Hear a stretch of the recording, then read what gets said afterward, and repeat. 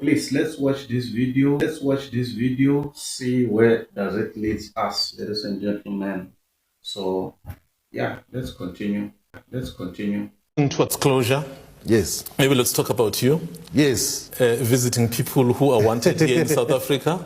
Yeah. Shepherd Bushiri. Yeah. And then your party issued a statement dissociating you from that. So what informed you to go and see someone who's wanted, who's a fugitive? So, you know, in March the 21st, we visited Namibia with President Zuma.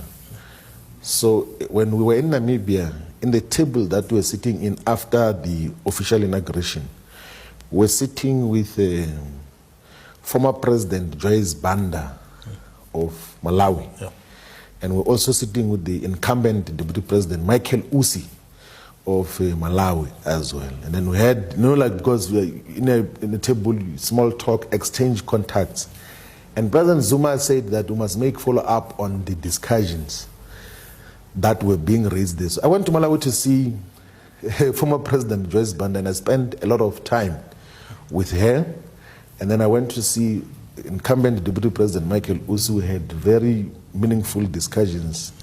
And both are a proper leadership which can change the politics of Malawi if they were to be given whatever responsibility they can be given in the future. But also here in South Africa, we had been in discussions with one of my former colleagues in the Pan-African Parliament called Enoch Chihana, who is one of the presidential candidates there. So we want to have a political discussion whose outcomes we will communicate once we're mandated to communicate in terms of what were the discussions. And after that, I went to see Prophet Shepherd Bushiri and to have broad discussions. I know him, like we used to have interactions when he was here in South Africa. And then he said that I'm going to a church service later on. Let's go. Where am I to could refuse to go into church? Like I've been to so many churches. I've been to the Nazareth Baptist Church. I've been to so many churches in South Africa. And what I was even interested about is that during my visit there in the Easter period, there were more than 5,000 South Africans were in Malawi to go to the church specifically, not for a political program that I was there for. More than 5,000 South Africans that were there to visit the church. I'm not a law enforcement agency. And as far as I'm concerned, there are no issues. There is no directive in Malawi. The church of Shepherd Bushiri is protected by the Malawian state. His households are protected by the Malawian state in terms of what happens. He plays a huge role in terms of development of Malawi, in proper investments that are happening there, and appreciated by the people of Malawi. Yeah. I went to the church because who am I to refuse to go to the church? I had to go to the church, and I didn't speak anything at the church. I just attended to listen to the sermon. But the optics, Mr. Shivambu, you are a leader of the official opposition in South Africa. Yes. And this individual is a fugitive from law in South Africa. So those optics, and on top of it, your party issues a statement dissociating itself. Yeah, I think the unfortunate statement was out of the misunderstanding as well of what got to transpire in terms of the visit itself. And I'm not a law enforcement agency, one, but two, factually, there is no court ruling in Malawi which South Africa has been pursuing to declare or characterize Bushiri as a fugitive.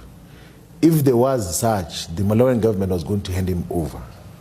But I'm saying to you now that if anything, the Malawian state is protecting him like in terms of his own security, in terms of what gets to happen.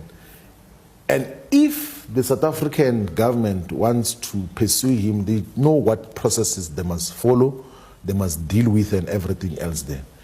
By the way, I can go to any church, even of convicted criminals.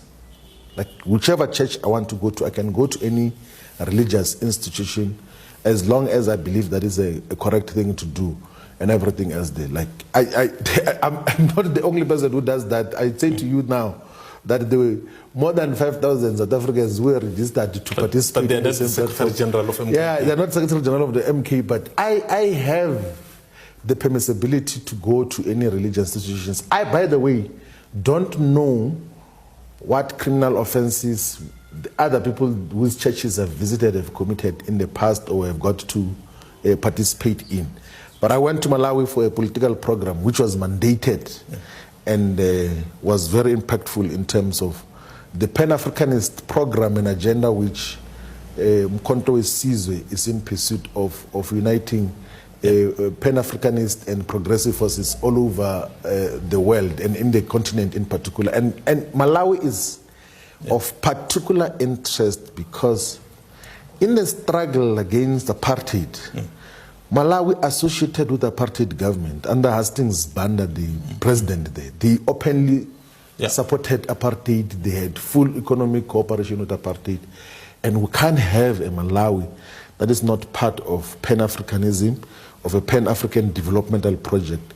So the politics of Malawi must be contested and guided from that point of view. So that is what we're busy with in Malawi. I thought I must clarify this because people thought that I was in a religious pilgrimage. I was not in a religious pilgrimage. I was in a political visit which had to deal with political issues. Well, Mr. Shivambu, thank you very much for agreeing to sit with us. And thank you very much. Subscribe. Bye for now till we meet again next time. My name is Dr. Jones. Motsonga wa Xiviri wo Malipopo.